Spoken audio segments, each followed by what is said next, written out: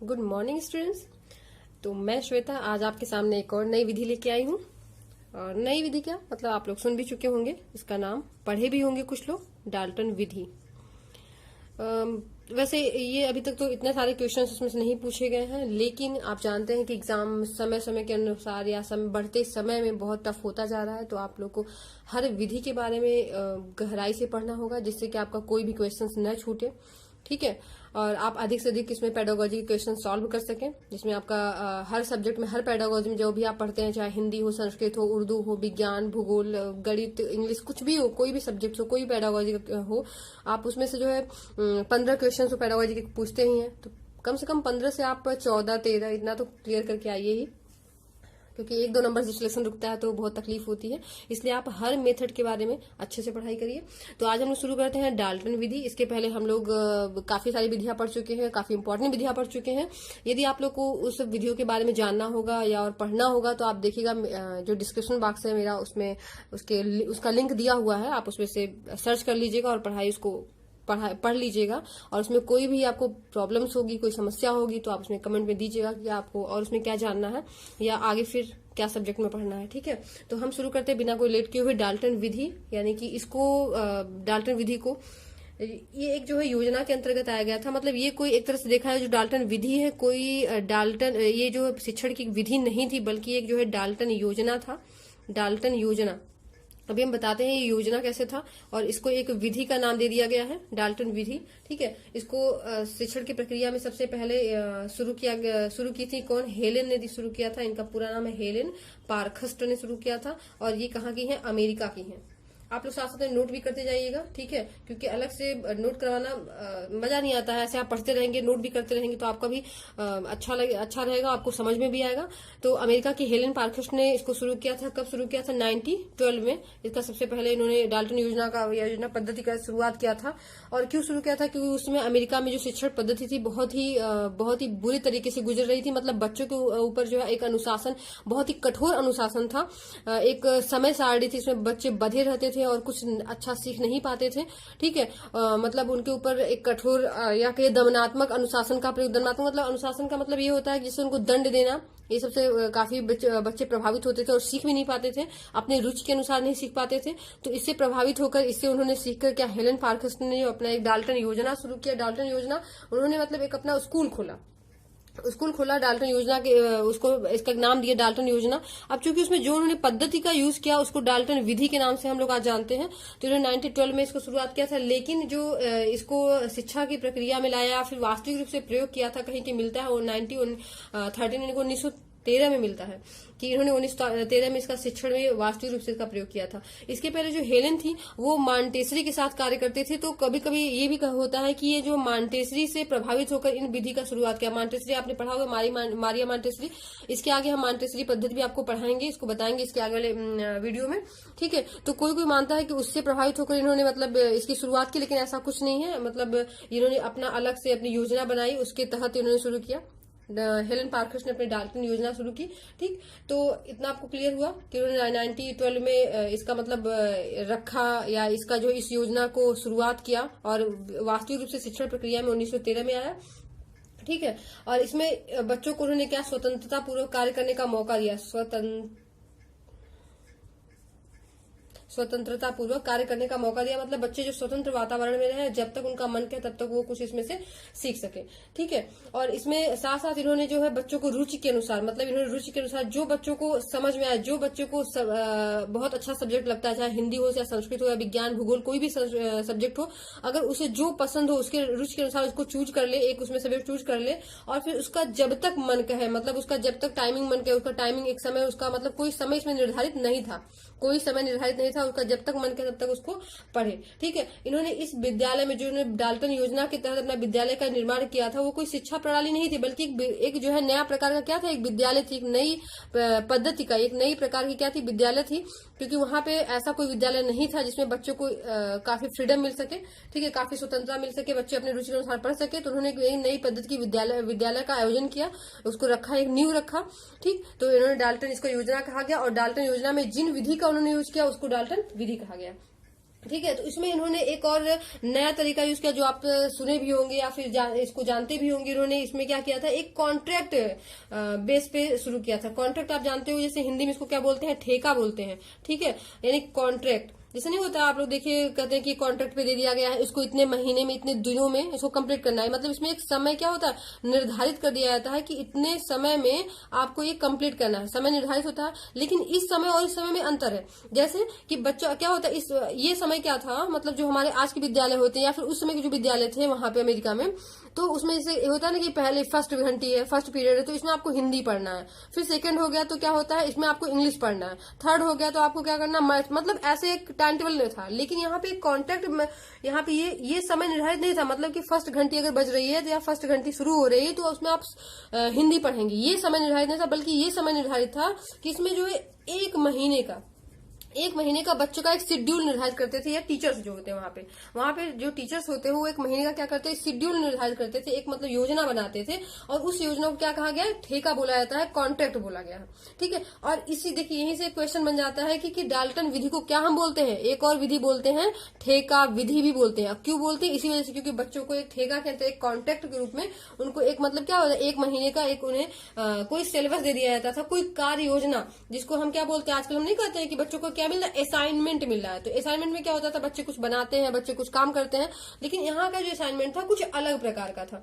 ठीक है, अलग प्रकार का मतलब क्या होता है, जो टीचर्स होते हैं पहले वो क्या करते हैं, वो एक वन ईयर का जो है क्या शेड्यूल, मतलब एक कोई सिलेबस उसको बना लेते थे, अपने पास बना लेते थे जो टीचर्स होते थे।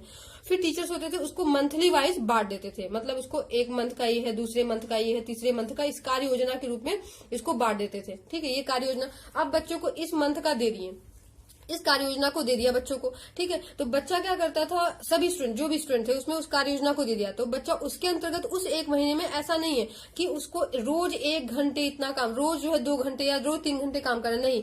वो अपनी रुचि के अनुसार, वो अपने समय के अनुसार, उसको जो भी रुचि था उसके अनुसार वो काम करता था। अगर बच्चा तेज है तो इसमें क्या होता था, बच्चा जो है जल्दी कंप्लीट कर लेता था। मतलब 15 दिन में कर लिया, 10 दिन में कर लिया, 1 हफ्ते में कर लिया। वही बच्चा अगर मंद बुद्धि का है तो क्या करता, वो 1 महीने में आराम से धीरे धीरे करता था। ठीक है, मतलब उसके ऊपर कोई बाउंडेशन नहीं था कि ये पहली पीरियड चल रही है तो आपको मैथ ही पढ़ना है तो मैथ पढ़ना है। तो ऐसा इसमें कुछ भी निर्धारित नहीं था। और इसमें एक और अच्छी बात, एक और बात थी, इसमें एक विशेष बात थी कि यहाँ पे एक वर्ष में क्या होता था, 10 महीने ही विद्यालय चलता था। ठीक है, 10 महीने विद्यालय चलता था, बाकी छुट्टियां होती थी। ठीक है, और एक महीना होता था इसमें। ठीक है, इसमें जो 1 महीना होता था, मतलब 1 महीने में कितने दिन विद्यालय चलना है, तो यहाँ पे 1 महीने में 20 दिन विद्यालय चलता था। आप लोग नोट करते जाइएगा, यहाँ पे क्या होता था, डाल्टन विधि में 1 महीने में कितना, 20 दिन विद्यालय चलता था।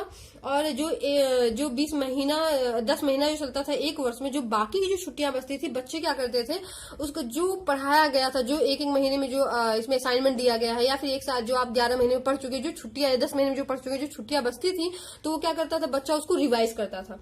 रिवाइज करता था, मतलब बच्चा जो है उसको बैठा ना, क्योंकि कॉलेज को या स्कूल खुलने के बाद फिर उसका जो है पाठ की आवृत्ति होती थी। मतलब आपने क्या पढ़ा है, क्या नहीं, क्या सीखा है, उसका एक रिकॉर्ड बनता था। और इसके साथ में देखिए, रिकॉर्ड से एक बात याद आई, इसमें जो है एक प्रगति चार्ट का निर्धारित किया गया। प्रगति जो आज हम लोग रिजल्ट बोलते हैं, तो इसमें जो प्रगति चार्ट था, प्रगति चार्ट वहां उसमें बोला जाता था। तो इसमें बच्चों को दे दिया जाता था। बच्चा क्या करता था, इस प्रगति चार्ट में खुद ही उसको टिक करता था कि मैंने कितना सीखा है, कितना नहीं सीखा, या कितने दिन में मैंने क्या क्या सीखा है, मैं क्या क्या कंप्लीट कर चुका हूँ।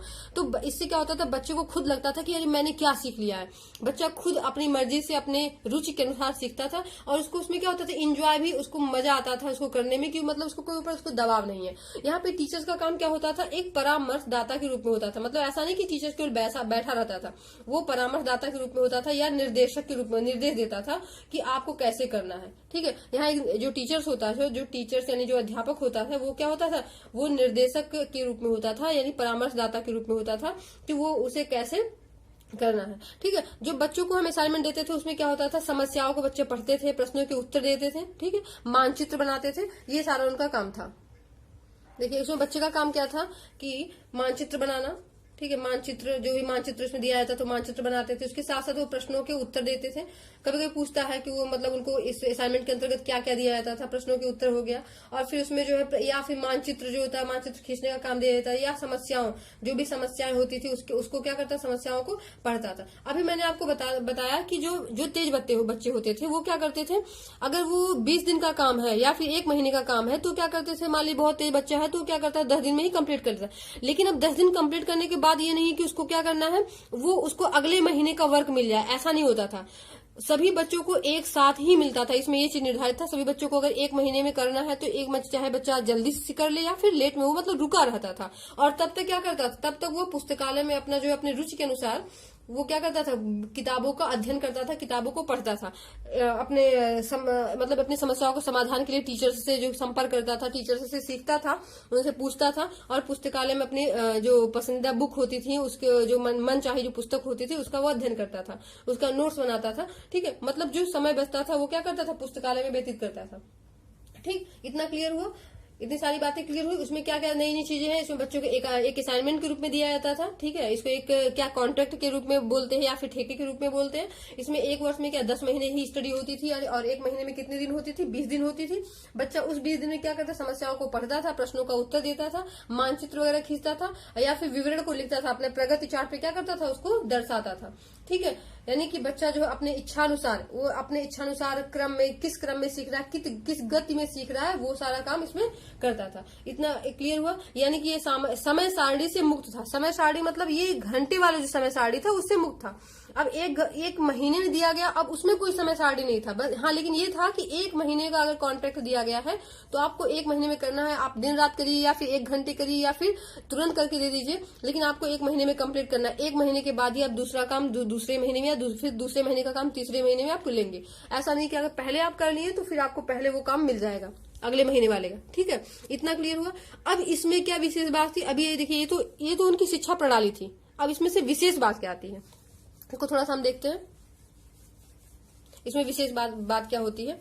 ठीक है, इसमें देखिए सबसे इम्पोर्टेंट बात ये थी इसमें कि जो कक्षाएं होती थी, जैसे हम लोग चलता है ना, ये कक्षा 1 की है, ठीक है, क्लास 1 है, कक्षा 1 है, क्लास 1 है। ठीक है, फिर क्लास क्या होता था, ये 2nd है, फिर क्लास होता था ये 3rd है। अब देखिए ये विशेष बात इसमें नहीं थी। ये क्लास जो है, क्लास 1, क्लास 2, क्लास 3, ये सारी क्लासेस नहीं थी। इसके बदले क्या थी, इसके बदले क्या थी, यहाँ पे प्रयोगशाला बन जाता था।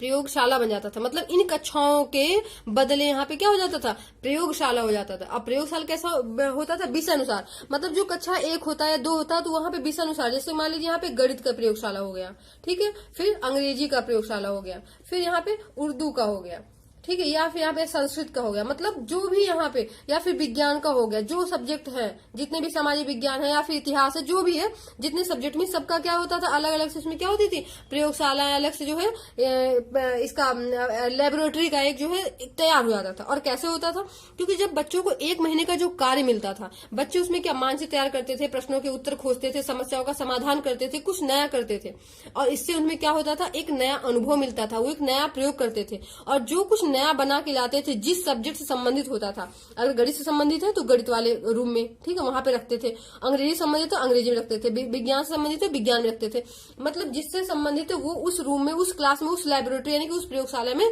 रखते जाते थे। ऐसे क्या होता था, वहां पे एक प्रयोगशाला का निर्माण हो जाता था। ठीक है, वो चाहे किसी से भी संबंधित हो। इससे क्या होता था, वहां पे ढेर सारे रेखा चित्र, ठीक है, ढेर सारे क्या होता है, रेखा चित्र बन जाते थे, मतलब कुछ भी बच्चे क्या बना के लाए। उसके साथ इसमें क्या होता है, यंत्र का भी निर्माण हो जाता था, जैसे नहीं होता आजकल असाइनमेंट पे दिया जाता है, प्रोजेक्ट दिया जाता है। ठीक है, फिर कुछ बच्चे अपना मूर्तियां, जो भी उनको मतलब मूर्तियां वगैरह सीख लेते थे, कुछ मिट्टी का खिलौना वगैरह बनाना सीख लेते, तो मूर्तियां वगैरह निर्माण हो जाता था, उसको लाके रखते थे। कुछ बच्चे जो है अपने पसंदीदा चित्र वगैरह लेके आते थे, वहां रखते थे, जो चित्र बनाने के लिए किसी से भी संबंधित, से आप लोग साइंस में बनाते हैं या फिर अदर सब्जेक्ट जिसमें फिगर वगैरह बनाया जाता है, तो आज चित्र बना के लाए, तो उससे संबंधित क्या होता था, उस प्रयोगशाला में रख दिया जाता था। अब बच्चों को जब उससे संबंधित जो भी अध्ययन करना होता था, बच्चा उस प्रयोगशाला में पहुंचता था और उससे जब तक मन करता था वहां बैठ के अपना अध्ययन करता था, कुछ नया सीखता था। ठीक है, ये सारी बातें क्लियर हुई। अब देखिए ये जो प्रयोगशाला मेथड यहाँ पे क्यों ला गया। अब देखिए कभी कभी क्या होता है, पूछता है प्रयोगशाला विधि, इसको भी कभी कभी बोल देता है, डाल्टन विधि को यहाँ पे इसी आधार पे लेकिन वो प्रयोगशाला आप नहीं कहेंगे। लेकिन कभी कभी वह पूछता है, अगर ऐसा नाम ऑप्शन में आ जाता है, डाल्टन का नाम आ जाता है, डाल्टन का नाम नहीं बल्कि कहेंगे हेलन का नाम आता है। देखिए एक क्वेश्चन यहाँ से और बनता है कि पूछता है कि डाल्टन विधि किसकी है, डाल्टन विधि किसकी है, तो उसमें एक ऑप्शन दे देगा क्या, डाल्टन, इसकी एक ऑप्शन दे देगा डाल्टन, और दूसरा वहां पे हेलन दे देगा, ठीक है, या फिर हेलन पार्कस्टर दे देगा। तो आप लोग हेलन पे सही करेंगे, न कि डाल्टन। डाल्टन जो है इसका नाम था, डाल्टन एक योजना थी, इनकी विद्यालय एक नई विद्यालय पद्धति थी, ठीक है। तो यहाँ पे डाल्टन विधि, ठेका विधि या कॉन्ट्रैक्ट मेथड, ठीक है, या तो फिर कहीं कहीं जो है इसको प्रयोगशाला विधि भी, कहीं कहीं प्रयोगशाला विधि बोलते हैं। आप ध्यान दीजिएगा, प्रयोगशाला विधि क्यों बोलते हैं, क्योंकि यहाँ पे क्या होती, जो सभी सब्जेक्ट की जो कक्षाएं थी वो प्रयोगशाला में बदल जाती थी, यानी जो कक्षाएं होती थी क्या होती थी, वो वहां से लुप्त हो जाती थी। एक तरह से कक्षाओं का कोई अस्तित्व वहां पे नहीं होता था, बल्कि वो उस सब्जेक्ट की, उस विषय की यहाँ पे क्या होता है, लेबोरेटरी बन जाता था, ठीक। यहाँ पे अब देखिए आते हैं, यहाँ पे नई चीज क्या आती थी, यहाँ जो स्टूडेंट होता था। अब चूंकि जैसे स्टूडेंट हर तरह के होते हैं, कुछ गरीब होते हैं, कुछ अच्छे घर के होते हैं, कुछ बहुत ही अच्छे घर के होते हैं, कुछ सामान्य होते हैं। इसमें बच्चों को क्या अच्छा मौका मिलता था कि जब वो बनाते थे घर पे, एक एक महीने का उन्हें कॉन्ट्रैक्ट मिलता था, हर महीने में कॉन्ट्रैक्ट मिलता था, तो वो नई नई चीजें सीखते थे। मान लीजिए बच्चा चित्र बनाना सीख गया, मूर्ति बनाना सीख गया, कोई यंत्र बनाना सीख गया, तो अब उसमें क्या हो गया, स्टूडेंट को एक रोजगार की तरफ वो बढ़ने लगे। देख रहे हैं यहाँ पे रोजगार। अब रोजगार मतलब जैसे हमने कहा ना, वो अपने रुचि के अनुसार, अब उनको जो पसंद है उसी के अंतर्गत वो अपने रोजगार के तरफ बढ़ने लगते हैं। और बच्चा क्या होता है, धीरे धीरे जब जो है बड़ा होता है, यानी कि हाई स्कूल इंटर में पहुंचा, तो क्या होता है, उसी में वो क्या होता है, माहिर हो जाता है, उसी में वो अच्छा कर लेता है। और इस तरह से उसको आगे अपने रोजगार की भी टेंशन नहीं होती थी। मान लीजिए वो कुछ नहीं भी कर पाया तो भी इसके माध्यम से क्या होता था, उसके रोजगार को बढ़ावा देता था। मान लीजिए सामान्य फैमिली के आज भी आप देखते हैं कि कहीं कुछ भी मतलब कोई दुकानें खुली हुई, कोई अपना काम कर रहा है, अपनी छोटे मोटे दुकानें खोल के बैठ गया है, तो उससे वो उसको जो है कॉलेज में ही वो या स्कूल में ही वो चीजें जो है उसकी रुचि के अनुसार उसको सिखा दी जाती थी। तो इससे क्या होता है, बच्चों का एक और, या मतलब उस फैमिली का एक और जो प्रॉब्लम सॉल्व हो जाती थी, क्या उनको रोजगार के लिए कहीं भटकना नहीं पड़ता था, ठीक है। ये सारी चीजें क्लियर हो गई। मतलब इसमें क्या क्या इंपॉर्टेंट बातें हैं, पहले तो इसमें प्रयोगशाला का निर्माण हो जाता था, और दूसरा बच्चे इसमें जो है प्रगति चार्ट का निर्माण खुद ही करते थे। मतलब प्रगति चार्ट पे खुद ही फिलअप करते थे कि हम जो है कितना सीखे कितना नहीं सीखे हैं, ठीक है। इसमें ये समय सारणी से मुक्त था। जैसे आपने प्रकृतिवाद में भी पढ़ा होगा, जो आपने फिलॉसफी वगैरह पढ़ते, प्रकृतिवाद, प्रयोजनवाद, ये सब पढ़ा है, तो उसमें क्या था, प्रकृतिवाद में रूसो थे, उसकी जन्मदाता। रूसो क्या करते थे, बच्चों को क्या करो, मतलब स्वतंत्र वातावरण में छोड़ने की बात करते थे, और बच्चों को किसी भी समय सारणी में बांधने के खिलाफ थे। तो वही यहाँ पे है डाल्टन विधि में भी क्या है, समय सारणी से ये मुक्त था। बच्चे स्वतंत्र पूर्वक जो भी सुविधाएं थी, जो भी वहां पढ़ाया जाता था, बच्चे अपने स्वतंत्रता पूर्वक उसमें रुचि लेकर उसका अध्ययन करते थे, ठीक है। बच्चे इसमें एक असाइनमेंट के रूप में जो बधे होते थे, मतलब उनके कार्य को एक असाइनमेंट के रूप में क्या किया जाता था, बांट दिया जाता था कि आपको कैसे कैसे असाइनमेंट के रूप में 1 2 3 करके, या 1 महीने 2 महीने ऐसे करके बांट दिया जाता था। बच्चे उसको उसके अनुसार उसको सीखते थे, जब तक कि पहला सीख नहीं लेते थे उसको दूसरी तरफ नहीं दिया जाता, दूसरी तरफ नहीं बढ़ने दिया जाता था। यदि वो सीख भी लिए जल्दी से, तब भी सभी बच्चों का क्या करते थे, वेट करते थे। आपको ध्यान होगा, ये जो है स्किनर का है अभिक्रमित अनुदेशन में, मैंने आपको बताया था बच्चों एक सोपान में सीखते हैं। मतलब एक सोपान अगर सीख लिया तभी जो है दूसरे सोपान में बढ़ते हैं। क्लियर हुआ। आप ऐसे जोड़ के अगर पढ़ेंगे, मतलब कोरिलेट करके पढ़ेंगे, तो आपको ऐसे कई सारी चीजें क्लियर होंगी। ऐसा नहीं केवल आपका मेथोडोलॉजी सही होगा, यानी कि मेथड सही होगा, बल्कि आप जो है क्या अन्य सब्जेक्ट भी, चाहे फिलोसफी हो या फिर साइको भी हो, आप उससे कोरिलेट करके पढ़ेंगे तो आपका जल्दी से अच्छी चीजें सॉल्व हो जाएंगी, और आप उसको याद भी कर रख सकते हैं। एग्जाम में आता है तो आप उसको कोरिलेट भी कर सकते हैं। आपका मान लीजिए कुछ चीजें नहीं याद आ रही, तो आप उसको याद आ जाएगा कि अच्छा हाँ, प्रकृतिवाद में भी ऐसे ही था, ठीक है। या फिर और किसी वाद में या कुछ और पढ़ रहे हैं तो उसमें भी ऐसे ही था, कोरिलेट कर लेंगे। अब इसमें देखिए कुछ मतलब कमियां भी होती है, लेकिन ज्यादा कमियां हम नहीं कर सकते, लेकिन कुछ कमियां हैं, जैसे कि ये कम आयु के बच्चों के लिए नहीं था, मतलब बहुत कम आयु के बच्चों के लिए नहीं था। हाँ, एक बात उसमें और छूट रहा है कि इसमें जो डाल्टन जो विधि थी, इसको जो पार्कस्टर ने शुरू किया था, ये किस उम्र के बच्चों के लिए शुरू किया था। मतलब अधिकतर क्या है, जो ये 8 से 12 वर्ष के बच्चों के लिए शुरू किया था, 8 से 12 वर्ष के बच्चों के लिए शुरू किया था। कहीं कहीं ये 9 वर्ष के बाद ऐसे करके मिलता है, लेकिन इसका सही क्या है, 8 से 12 वर्ष के बीच के बच्चों के लिए मतलब इन्होंने क्या किया था, इसको शुरुआत किया था। जो मतलब जो 8 से 12 वर्ष के बच्चे हों वही शुरू कर सकते हैं, वही इसमें पार्टिसिपेट कर सकते हैं। यानी कि इसका जो कमी हो गया क्या, ये छोटे बच्चों के लिए नहीं था। और शिक्षक का कार्य इसमें थोड़ा बढ़ जाता था। बढ़ कैसे जाता था, मतलब एक गाइडेंस के रूप में बढ़ जाता था, और साथ में उनके साथ भी रहना पड़ता था कि बच्चे कुछ गलतियां न करे, बच्चे कुछ प्रयोगशाला में कुछ गड़बड़ न कर दे, कुछ इधर उधर का न कर दे। तो और साथ साथ में प्रगति का चार्ट जो होता था बनता था, उसको भी चेक करते थे कि प्रगति चार्ट में किसने कितना मतलब कर लिया है या क्यों नहीं कर पाया है। तो उसके लिए भी टीचर्स का काम जो होता है क्या होता था, काफी बढ़ जाता था। तो इतनी सारी बातें क्लियर हुई। आपको इसमें जो भी समझ में नहीं आएगा, जो भी आपको प्रॉब्लम्स होगी, आप बताइएगा, आप कमेंट बॉक्स में जरूर लिखिएगा, आप जो भी दिक्कत होगी इसमें, ठीक है। इसके आगे हम लोग और नई विधि के बारे में पढ़ेंगे। कई अच्छे मेथड है, जैसे कि पेस्टोलॉजी मेथड है, अभी मारिया मॉन्टेसरी मेथड है, खेल विधि भी है, बहुत सारे मेथड है, हम लोग पढ़ेंगे, ठीक है। तो आप लोग तैयारी करिए एग्जाम की, अच्छे से पढ़ाई करिए और खुश रहिए, मुस्कुराते रहिए। Thank you.